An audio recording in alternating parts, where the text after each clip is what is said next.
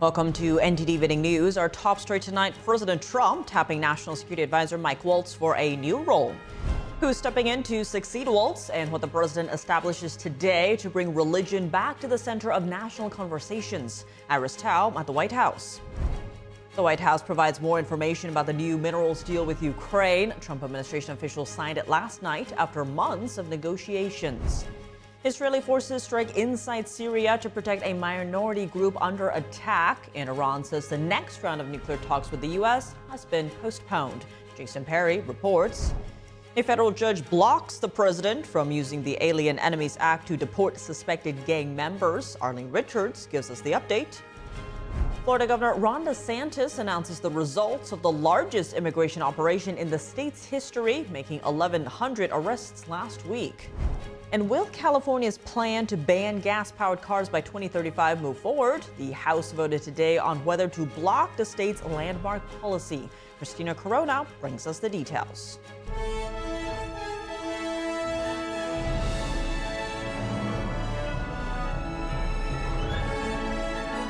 This is NTD Evening News, live from our global headquarters in New York City. Here's Tiffany Meyer. Good evening, and thank you for joining us tonight. We open with some breaking news. Police are searching for a hit-and-run suspect who struck at least 3 people in a South Carolina beach town before fleeing on foot with a knife. 2 children and an adult were injured on Sullivan's Island, just outside of Charleston. Authorities are urging residents to keep an eye out for the man, but warn that he is armed and dangerous and not to approach the suspect. We'll keep you updated on this story as it continues to develop. National Security Advisor Mike Waltz is leaving his post, but President Trump says he now wants him as the next UN ambassador. The president also establishes a new commission on religious liberty to emphasize the role of faith in America's identity. Joining us now live is NTD's White House correspondent Iris Tao. Good evening, Iris. First, what is the latest with Trump's national security team?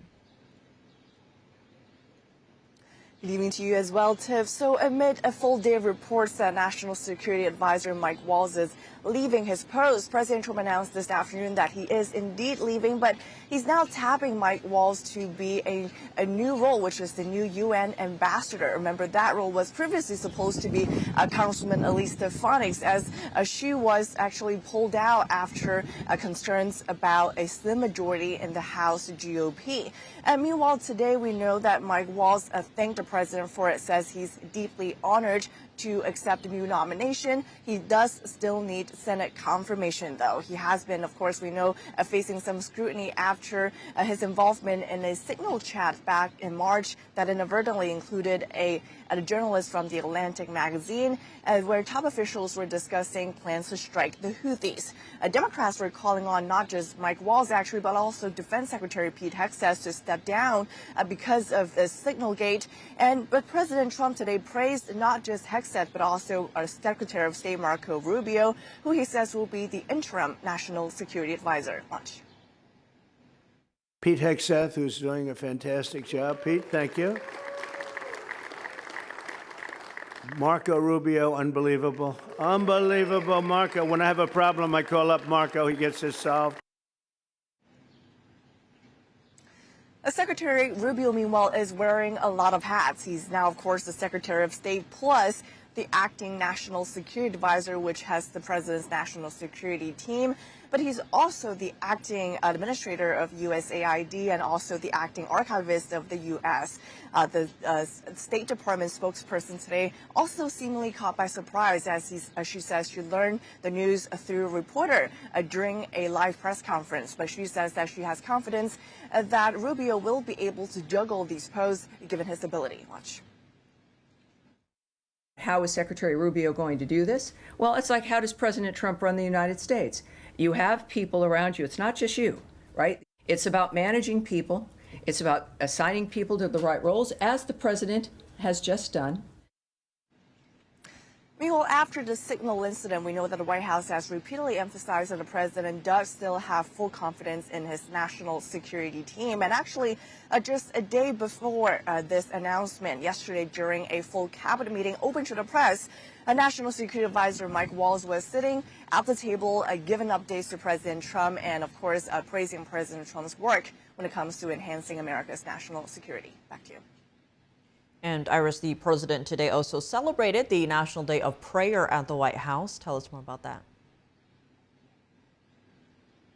Sure. So this afternoon at the Rose Garden, President Trump signed a new executive order to establish a new religious liberty commission on this National Day of Prayer.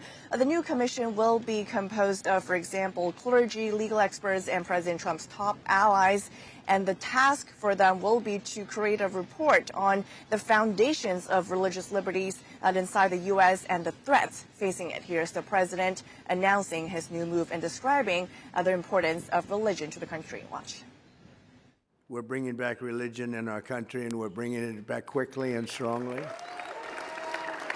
As we defend religious freedom in America, we're also standing up against religious persecution around the world. And we know that since taking office, President Trump has taken several executive actions to protect religious liberty, as well as push against anti-Semitism and anti-Christian bias, as they call it, at the White House. For example, a deal he signed was targeting anti-Christian bias, and they were tasked to find where these biases and threats exist and to tackle them. So today is another step of the president addressing such concerns. Back to you. All right, Iris, thanks for those updates. The White House today providing more information about the minerals deal with Ukraine. Washington and Kyiv signed the agreement last night after months of negotiations. Here are the details. We secured a historic agreement to establish the United States-Ukraine Reconstruction Investment Fund. The White House on Thursday giving more details about a Ukraine minerals deal. President Trump previously said he wants to use Ukraine's rare earth minerals for the aid the U.S. is sending Ukraine. It's meant to pay back the United States, this is the key point, for the hundreds of billions of dollars that our taxpayers have spent subsidizing the war in Ukraine. So it is repayment to the United States, and that's one of the most important points to understand about it. Ukrainian President Volodymyr Zelensky also praised the agreement, but according to him, it doesn't include any of the aid the U.S. has already sent Ukraine. Модернізації юридичних практик в нашій державі. The agreement does not recognize any debt, and a fund is being set up. A reconstruction fund that will invest in Ukraine and generate returns here. This means joint work with America, based on fair terms. The deal was signed as the Trump administration was celebrating its first 100 days in office. The press secretary says the agreement proves that Trump is serious about wanting to help Ukraine, as he said on the campaign trail. This partnership represents the United States taking an economic stake in securing a free, peaceful, and sovereign future for Ukraine. She added that the agreement will establish a joint fund, which will receive 50% of royalties, license fees, and other similar payments from natural resource projects in Ukraine. Rare earths are key ingredients for making various important things. They're needed for everyday items such as glass and light, but also to make cars, phones, and even military weapons such as tanks and fighter jets. And also on Thursday, the Trump administration is appointing a new diplomat to lead the U.S. Embassy in Ukraine. The State Department says Ambassador Julie S. Davis is taking over the role at a crucial point in time as the U.S. tries to achieve peace in Ukraine. Ambassador Davis is a distinguished career member of the Senior Foreign Service, holding the rank of Minister Counselor. With a robust background in international diplomacy, she has served in pivotal roles over the last 30 years. Davis has served in diplomatic roles over the last 30 years, including her current role as the ambassador to Cyprus. She has previously held different titles while representing the U.S. in different roles across Europe and NATO. Israeli forces say they launched an airstrike in Syria to protect a minority group that was being attacked by extremists. Meanwhile, Iran's foreign minister says the next round of nuclear talks with the U.S. has been postponed. NTD's Jason Perry has the latest. On Thursday, Syrian security forces were deployed on the streets near Damascus. The increased security comes after sectarian violence erupted between Sunni Muslims and members of the Druze community, which is a minority group in Syria. The violence reportedly started over a voice recording in which someone cursed Islam's Prophet Muhammad, and a group of Sunni Muslims suspected that a member of the Druze community was behind that recording. 22 people were reportedly killed in the fighting, most of whom were members of Syria's government security forces. That's according to the Syrian Observatory for Human Rights. Israeli forces stepped in to protect the Druze community and reported launching an airstrike against a, quote, extremist group that attacked Druze civilians. Israel is known to have strong ties with the Druze community, as many of them have served in the Israeli forces. Afterwards, Israel's chief of the general staff said that if the attacks against Druze communities continue, then Israel is ready to strike targets belonging to the Syrian regime. A Syrian woman who was already displaced from another part of Syria because of sectarian violence said she had hopes that the new Syrian government would prevent such things. To be one people, without sectarianism. On this basis, the regime has fallen. I don't know what is happening. Why this killing? On Thursday, a governor in Syria said that a ceasefire had been reached between the new Syrian government and the Druze community. Also in the Middle East, Iran's foreign minister said in a post on X that the next round of nuclear talks with the U.S. was postponed for, quote, logistical and technical reasons. State Department spokesperson Tammy Bruce was asked about this on Thursday. This is what I can say about Iran, is that the United States was never confirmed to be participating in a fourth round of talks with Iran, which people had believed were Saturday in Rome, despite what there had been some reports. And she said that another round of talks with Iran was expected to happen in the near future. This comes as President Trump announced new sanctions against Iran. In a post on Truth Social, Trump said that any country that buys oil or petrochemicals from Iran will not be allowed to, quote, do business with the United States of America in any way, shape, or form. Jason Perry, NTD News. A federal judge in Texas today ruled that the president unlawfully used the Alien Enemies Act to deport Venezuelan immigrants, and the Justice Department ends a decades-old school desegregation order. NTD's Arlene Richards has the updates.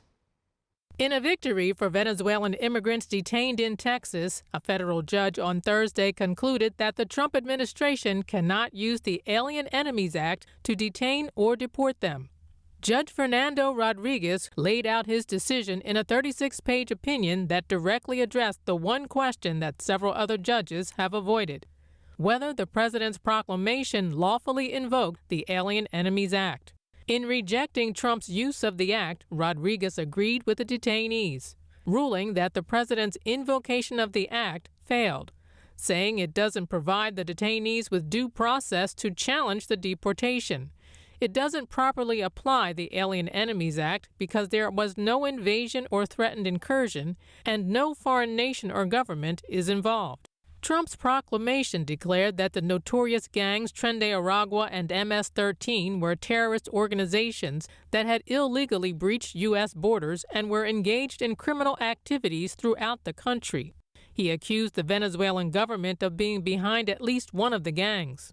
But Rodriguez said in his opinion that a presidential declaration invoking the Alien Enemies Act must include sufficient factual statements or refer to other pronouncements that enable a court to determine whether the alleged conduct satisfies the conditions that support the invocation of the statute.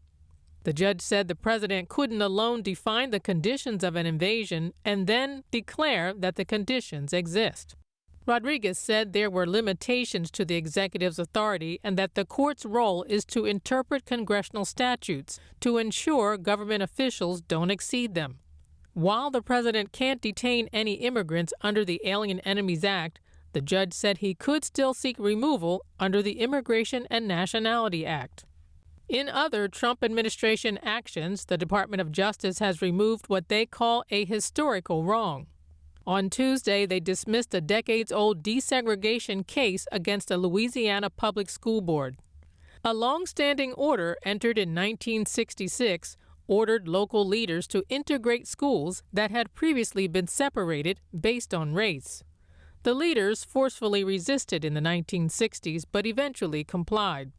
In 1975, a federal judge said that the school board had ended its system of racially segregated schools. Yet the case remained open for another 50 years. Louisiana Governor Jeff Landry is urging the Justice Department to close all remaining desegregation cases in Louisiana. Arlene Richards, NTD News. Florida Governor Ron DeSantis announced the results of the largest immigration enforcement operation in the state's history. He held a press conference a while ago with Immigration and Customs Enforcement Deputy Director Madison Sheehan. Take a listen. There's been a lot of great enforcement efforts leading up to Operation Tidal Wave, but this has been the first of its kind throughout the United States. This is the largest immigration enforcement operation that we've seen in quite some time throughout the entire country.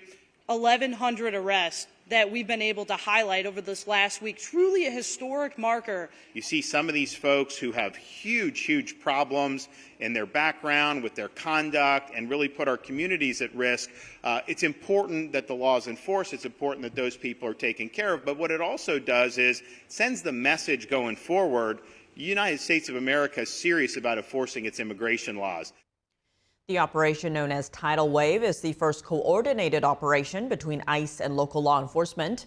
White House Press Secretary Caroline Leavitt said at a press conference Monday that the move is a preview of what's to come in this country to, quote, get criminal illegal aliens off our streets.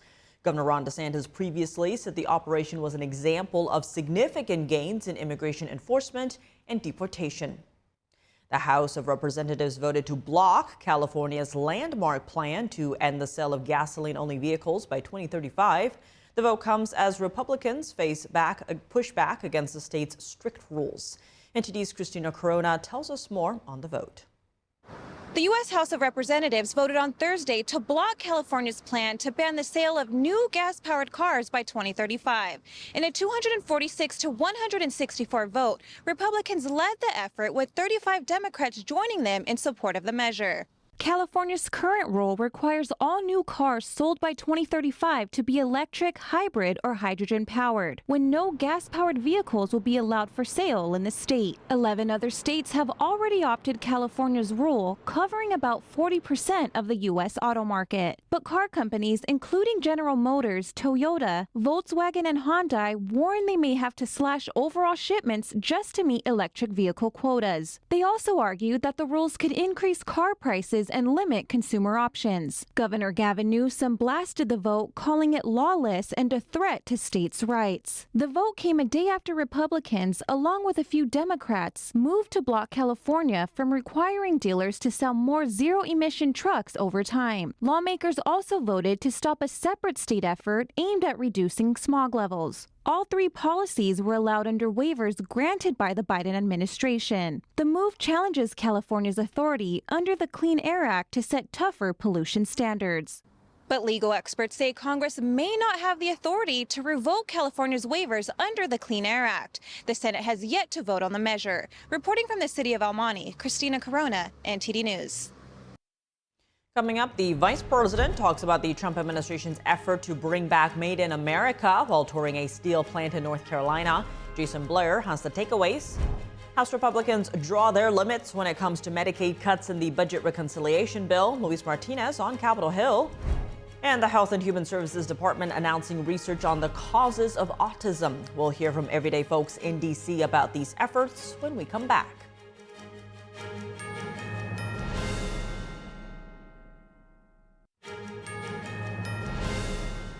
Welcome back. I'm Tiffany Meyer. Vice President J.D. Vance says President Trump's first 100 days marked the beginning of an industrial renaissance in the U.S. He made the remarks at a North Carolina steel plant. NTD correspondent Jason Blair reports. 100 days under Donald Trump's leadership marks the beginning of the industrial renaissance in the United States of America. Vice President J.D. Vance says that the Trump administration is working to make a new golden age of American manufacturing. He says they want to make it easier to make things in the U.S. You guys, you're going to make it harder to manufacture in China. Isn't that bad? No, it's good. That's exactly what we want to do.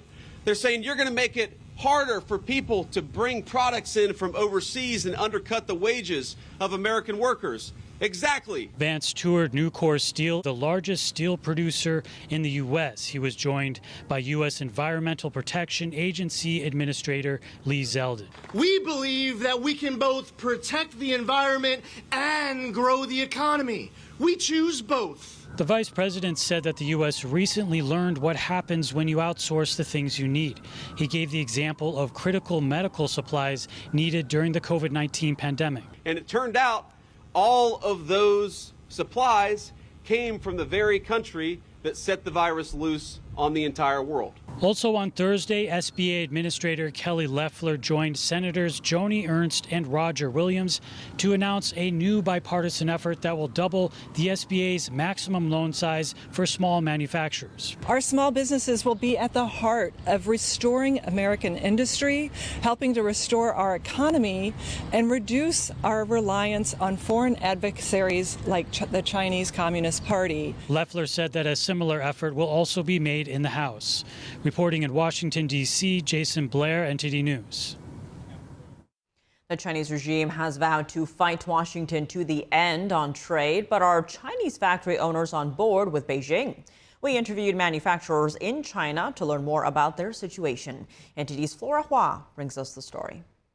Chinese social media posts reveal a troubling picture. Containers are piling up across the busiest ports in China. Factories are putting operations on hold, giving their workers extended leave. Li is a factory owner in southern China. Now, many factory workers have been put on break, and most factories are turning to the domestic market. It's become a price war with intense internal competition. A lot of factories just can't keep up anymore. A factory owner in the port city of Qingdao says his business used to make at least $700,000 a year, but ever since the tariff war launched, we've basically been in a shutdown state for the past week. It also involves returning orders. The market competition has been quite intense. Zooming out, how are China's declining exports affecting the second largest economy as a whole? A business owner from China's tech hub, Shenzhen, shared his concerns with us. The situation is extremely severe. We immediately couldn't handle it after those tariffs were imposed. And it's not just the factories. The retail sector, food and beverage services, pharmaceuticals, all kinds of businesses, they're all pushed off the cliff. The whole economy is in trouble and people are struggling to get by. China recently wrapped up its largest trade fair, the Canton Fair. Many see it as a benchmark that reflects the country's trade situation.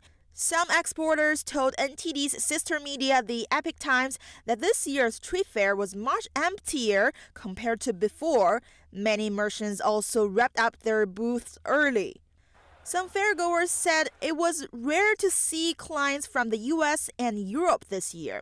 Analysts say trade between the U.S. and China essentially broke once tariffs topped 100%. Daniel Lau owns a manufacturing business in Hong Kong. The U.S. market is such a big market that it's difficult to replace.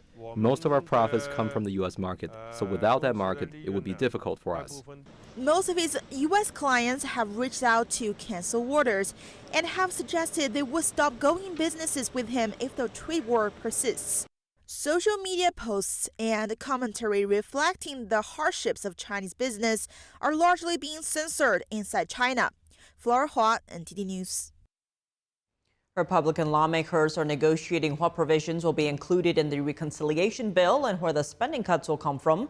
Our Washington correspondent Luis Martinez has the details on the story. Republicans are pushing an incredibly unpopular tax package that cuts Medicaid to the tune of $880 billion a year. 81% of the American people oppose those Medicaid cuts. Democrats are on an offensive, accusing Republicans of going after Social Security and Medicaid benefits in their reconciliation package, while at the same time suggesting pursuing articles of impeachment against President Trump. I mean, we should never take impeachment off the table. We should never take where we see law breaking we should never take accountability off the table. It should be on the table for every president. Every president should know that if you break the law, you could be prone to removal. Republican budget hawks like Congressman Chip Roy insist that waste, fraud, and abuse inside of Medicaid must be dealt with in the reconciliation package. You have people in California gaming the system, openly bragging about it, to use provider taxes to get federal dollars and basically money laundering and it come back into their general budget.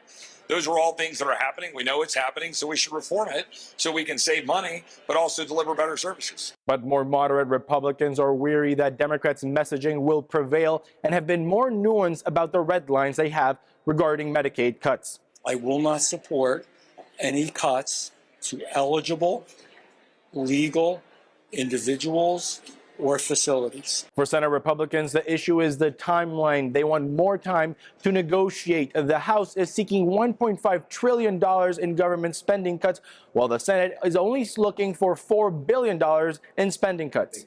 I just can't imagine we get it done by that. I mean, I'm not a chair, so you may want to talk to the chairs. There's a lot of moving parts. I don't even think we're at a point now to where we're trying to play out the instructions in each of the committees. New York House Republicans are asking for an increase to the state and local tax deduction cap, while President Donald Trump has requested an increase to the debt ceiling, and Senate Republicans want at least $300 billion in additional border security and defense spending. We have 7 committees marking up components of the big, beautiful bill this week. We have 4 others next week. That third week that we return, the Budget Committee will merge all that together into the one big, beautiful bill, and you will see the results. We are going to preserve the programs. We're not gutting Medicaid. We're going to reduce fraud, waste, and abuse, which every single American should be applauding. House Republican leadership has a self-imposed deadline to pass the reconciliation bill by Memorial Day. The Senate's deadline is July 4th. Reporting from Washington, D.C., Luis Eduardo Martinez, NTD News. Insurance companies under fire today. The Department of Justice is suing 3 of the nation's largest health insurance companies, alleging fraud and illegal kickbacks. According to the complaint, Aetna, Anthem, and Humana paid hundreds of millions of dollars in kickbacks to insurance brokers from 2016 through at least 2021. The Justice Department said that rather than acting in the best interest of patients, the brokers directed Medicare beneficiaries to plans that paid the most in kickbacks. DOJ claims the insurers pressure the brokers to enroll fewer patients with disabilities. CVS Health, Aetna's parent company, and Humana said they would defend themselves vigorously. Go Health, one of the brokers, said the case was, quote, full of misrepresentations and inaccuracies. The Health and Human Services Department has launched research to identify the causes of autism by September. What do everyday people make of this effort? NTD's Sam Wong was out on the National Mall in D.C. to hear from them. Have you noticed an increase in autism diagnosis lately? This can be from, friends or families or reports that you've read over the years. I'm a little far out of that. My children are much older, but I would say even in the last 10 years, I've definitely seen more. I have noticed more of it, and I don't know what to attribute that to. I don't know if it's because there's more of it or because it's more recognized than it used to be. I don't remember seeing that when I was growing up. It was very rare that you saw someone with an illness like that. We live in Florida, and I know a couple of people with autism, and they're older, but they had to have, help with them. I grew up in California in San Diego. I knew a handful of autistic students, and I was close with a lot of the students. Now we're at 1 in 32, 1 in 33. So something's happened. Something has happened in the last 30, 40 years between the food supply, right? So between vaccines need to be looked into. I'm not against vaccines, but I'm for gold standard science when it comes to vaccines. They need to be tested the way everything else is. The HHS is now saying that it is working to determine the cause of autism by September. What do you make of this undertaking? I think it would be good if they could do that. It seems like a lot more than there was when I was a kid, but that was a long time ago. I'm in favor of them investigating that for sure. And if they find out what it is, I'd like to see them go hard after it. I think that's fantastic. I have a cousin and I have a nephew that's autistic, and it's just the numbers are scary. And if they put junk in the food and parents eat it when they're going through their, when they're having a baby, 9 months, they're just sitting there in chemicals. Think about it. I think it's a great thing to do, but I hope they take into consideration that the statistics are a little skewed because years ago some diagnoses weren't accurate or warrant even being diagnosed. But at the same token, I do believe the fact that we have so many children, that something's causing it. I'm all for what's going on at HHS because I feel like the pharmaceutical companies have owned the HHS, they've owned the CDC, they've owned the NIH. I want double-blind studies with placebos. I want to see that. That's supposed to be the gold standard. The Department of Health and Human Services says it will require all new vaccines to be tested in placebo-controlled trials before they're licensed for use. The policy change could raise questions about clearing updated COVID-19 boosters for use. HHS also said yesterday it was building new vaccine surveillance systems that would, quote, accurately measure vaccine risks as well as benefits. Coming up, what's behind President Trump's decision to nominate National Security Advisor Mike Waltz as ambassador to the UN? Retired Army Colonel and National Security Analyst John Mills joins us to discuss. Can the batteries on electric cars be a power source during blackouts, like the recent one in Spain? What are the potential risks? Malcolm Hudson explores. And French workers took to the streets today to protest rising unemployment as union leaders criticized industrial job losses and warned of more strikes. David Vives reports from Paris after the break.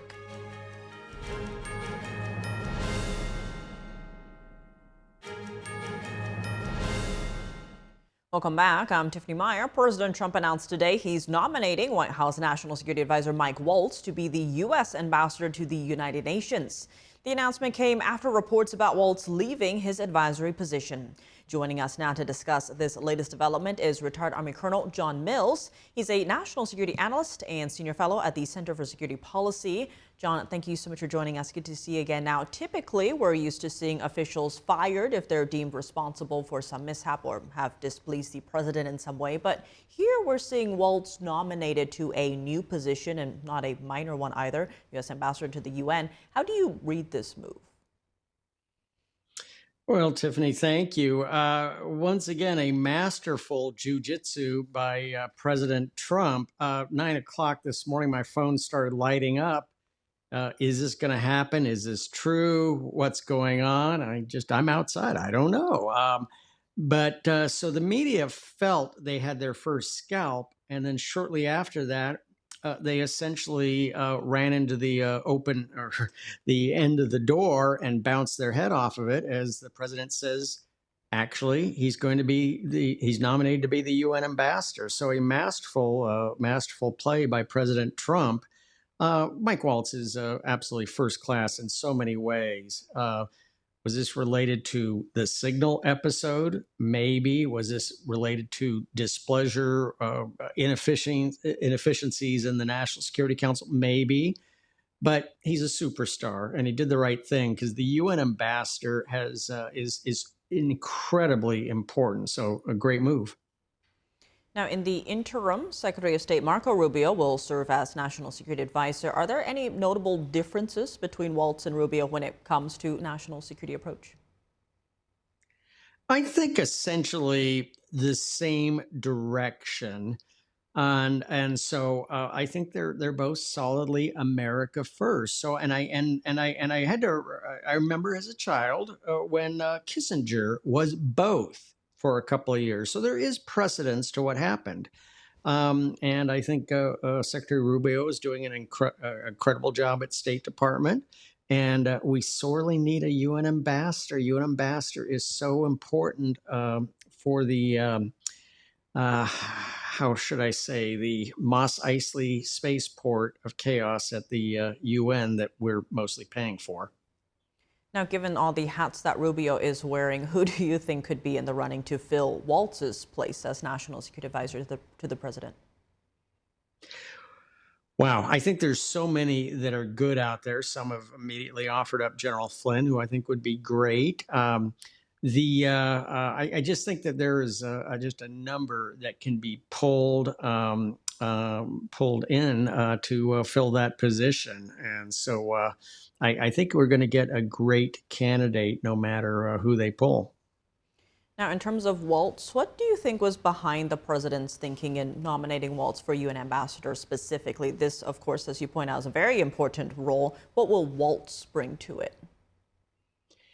We need a thunderous America First representation at the UN. Again, if you look at the scope and scale of the UN, the U.S. essentially pays for, depending how you calculate it, across the enterprise of UN activities, but essentially 50 to 70% of the bill of the UN is footed by the UN. And yet, what do we get out of it? We get anti-Semitism, we get pro-China capture, we get a bizarre set of characters who will lecture us and on so many crazy issues. One key thing I was thinking of, the president has declared that we're going to return to a golden age of maritime affairs. We do not have a person of stature appointed to what's called the International Maritime Organization. It's currently an obscure personality, no disrespect meant, out of Coast Guard. We need an absolute noteworthy person of stature to regain control of that body, which is captured by China at the moment. Lots at stake for sure. John Mills, as always, thank you so much for joining us. Tiffany, thank you so much. A British climate think tank proposes using the batteries in electric vehicles to power homes if the UK suffers blackouts like those in Spain and Portugal. They claim one electric car could provide up to 5 days of power for a home. But the claim is drawing scrutiny, as some say it doesn't address what creates blackout risk in the first place. NTD's international correspondent Malcolm Hudson has more for us from London. In the wake of the cascading blackouts in Spain and Portugal, a climate think tank in Britain proposes using electric vehicles to power homes if the UK suffers similar outages. But the director of Net Zero Watch, Andrew Montford, said this is not a very good solution. We've got this really unstable electricity grid because we've put so much renewables capacity on it, and it's very fragile and is liable to fall over. Is the answer to come up with another sort of, contrived, partial solution that doesn't really work, i.e. car batteries, or do we actually need to look at the grid and get ourselves a reliable grid? The non-profit Energy and Climate Intelligence Unit, or ECIU, says electric cars with vehicle-to-grid and vehicle-to-home functionality could use 60% of their battery to provide around 5 days of electricity for an average British home. This is based on an average electricity demand of 7.4 kilowatt-hours per day, an estimate that comes from the government's energy regulator Ofgem. But two different departments estimate higher figures. The Department for Business says 8.5 kilowatt-hours, while the Department for Energy Security and Net Zero says an average of 9.9 kilowatt-hours per day. Using these higher figures would lower the estimated 5 days of power from the car, and these are averages across a whole year. It's a fairly standard error of energy system amateurs to do things based on the average. Energy use is multiple times higher in the winter when it's colder and darker, meaning the ECIU's average-based estimate of 5 days of power could be 1 day or even just hours in a winter blackout. Montford said it also requires the car battery to be charged. On an individual level, it could be useful. Some electric vehicle users in Spain posted on social media that they powered their homes with their cars during the recent power outage. But as a nationwide solution for blackouts, Montford said this is not sensible. What we have to do is to reverse out of renewables. That means shutting down the wind farms. Until the wind farms have gone, we're not going to have cheap electricity and we're not going to have secure electricity. Spain's cascading blackout on Monday happened after a disturbance on the grid. Then the interconnection to France disconnected. Then all renewable energy generation went offline, followed by the rest of the grid throughout Spain and Portugal. The Iberian Peninsula blackout was complete within 5 seconds.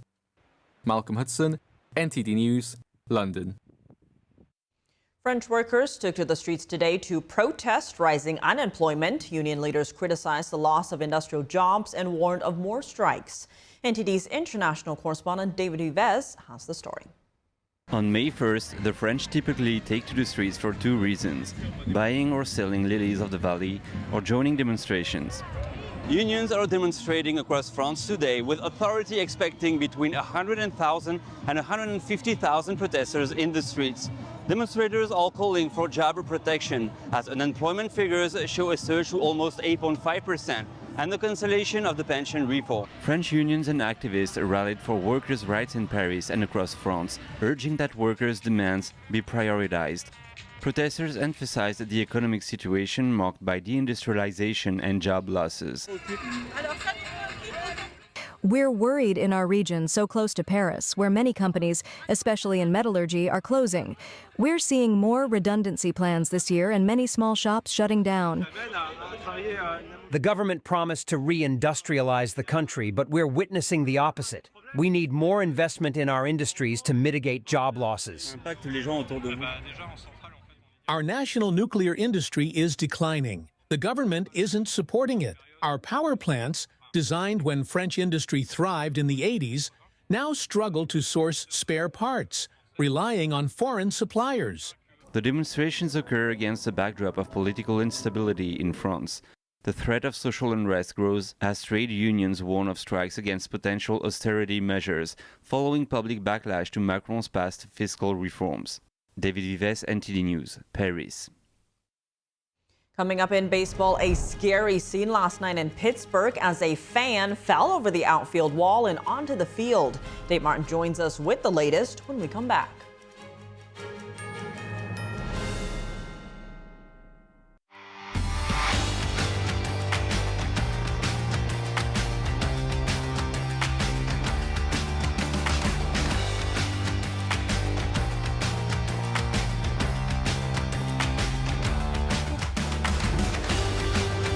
Now for your sports news, we're joined by NTD's Dave Martin. Dave, plenty going on today, but let's start in baseball as Mets slugger Juan Soto hit his first home runs today at home as a member of the Mets. How have the Mets been performing at home? Yeah, actually they've done very well. 13-3 record at Citi Field this year, despite a bit of a dry spell here from Juan Soto. Now, actually, ironically, he hit 2 home runs today and they ended up losing. Go figure, lost 4-2 to Arizona Diamondbacks. But Soto has actually got off to a bit of a slow start overall. He's just hitting .252 on the season. Now, I can't say I'm that surprised, only because he just signed that huge contract in the offseason. I've seen so many times where players sign a big contract, and this is actually the biggest in the professional sports history, $765 million. And then it's a little bit tough to perform afterwards. They usually feel a lot of pressure. But anyway, he's also, previously he was with the Yankees, and he had Aaron Judge kind of protecting him in the lineup a little bit, helping him. But the Mets, they got Pete Alonso, they got Francisco Lindor, that are kind of helping him in the lineup. So I think with those two, with the Mets playing in first place right now, they're 3 games ahead of Philly. I think that's going to take the pressure off of him. Now he's got 5 home runs, Tiff. That's actually half behind the leader. The leader is 10. There's 3 different players tied with 10, including Aaron Judge, who's off to a very hot start this year. Could be looking at his 3rd MVP award, so good for Aaron Judge.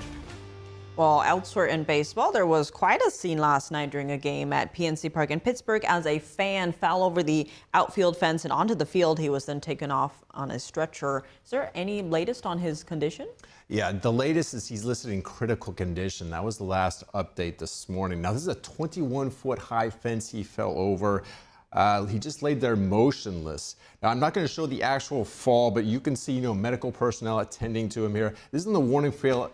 This is about approximately where he fell there. This is at the warning field, right field at PNC Park. This is during the 7th inning. They took about a 10-minute break to put him on a stretcher. Multiple players were seen taking a knee, praying for him.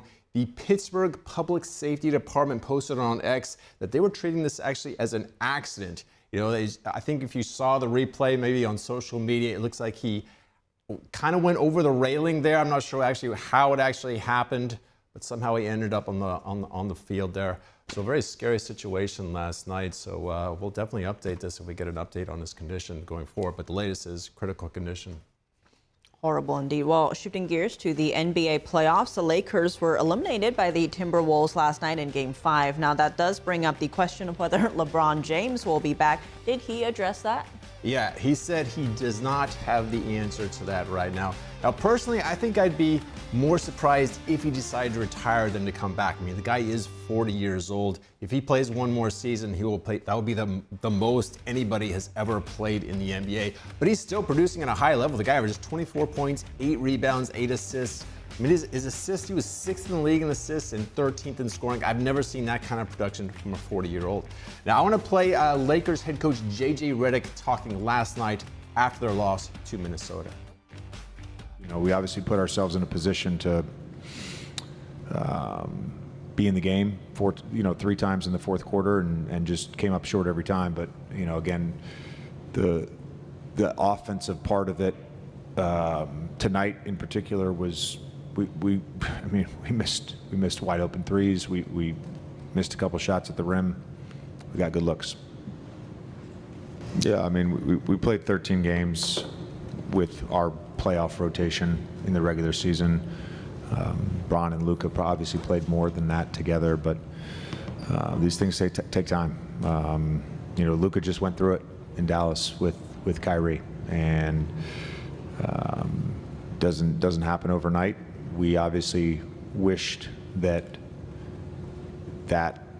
I wouldn't call it chemistry because they have chemistry, but that part of it we could figure out better, and we were, I guess, in a better place and more comfortable with that in the fourth quarters of playoff games. But that partnership and that relationship is more than solid. Yeah, so Redick mentioning those fourth quarters. They struggled in the fourth quarter several times against Minnesota there. Ended up losing the series 4-1. For whatever reason, I'm not sure why they struggled in the fourth quarter. But I would not be surprised if LeBron returns, that the Lakers kind of retooled their roster. They had to play a lot of small ball this year, so that's going to be something to watch for this summer in the offseason. Well, with the Lakers eliminated, there's just 3 first-round series still going on. 2 of them play tonight. Yeah, we got Knicks versus Pistons, Game 6. Knicks are up 3-2, so they can go ahead and clinch this series to win. Now, the Pistons had a big win 2 nights ago in New York to send the series back to Detroit. I was actually very impressed with their resolve there in winning that game. So that game starts at 7:30 tonight, and it's in Detroit. In the second game tonight, we've got Nuggets-Clippers, Game 6 as well. Nuggets are up 3-2 after winning the last 2 games. That's been a very entertaining series. We've seen Kawhi Leonard for the Clippers really at his best in this series. Meanwhile, for the Nuggets, Jamal Murray, for whatever reason, plays much better in the playoffs actually than in the regular season. He's a very good regular season player, but he's even better in the postseason for whatever reason. 43 points the other night. I also like watching Nikola Jokic. That's got to be the best passing big man in NBA history. We got those 2 games tonight, and then tomorrow night we'll have Game 6 between the Warriors and the Rockets. So a lot going on still in the NBA playoffs, as it has been for the last 2 weeks, too. Well, you'll be busy. I will be very busy. Dave, as always, thanks for joining us. Thank you. And that's all for today's news. For round-the-clock coverage, visit us at ntd.com/live or download our NTD app. Thanks for tuning in. I'm Tiffany Meyer. Good night.